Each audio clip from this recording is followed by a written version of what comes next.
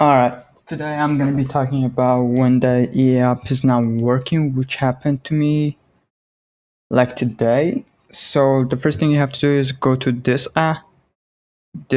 site, which I'll leave down on my YouTube channel. So you go to this app and then just follow this, download, and then open file.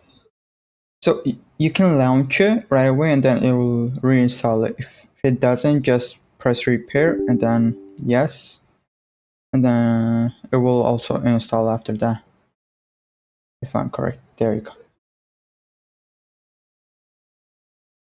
And just give it about a little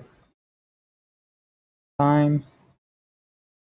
It basically takes around like 2 minutes, yeah, or less, even less sometimes. And then once it's done, I'm gonna close this. All right, this my there opened. And just give it a minute. There you go. I'm already signed in. It will pop up saying sign in. You just sign in with your account. And then let's say I'm gonna play FIFA right now. And then launch game. It will hopefully help. Alright. And I believe it's open. Let's just wait for it just to make sure.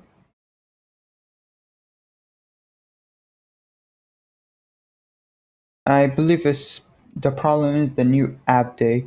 You just have to go to the site and then probably reinstall it.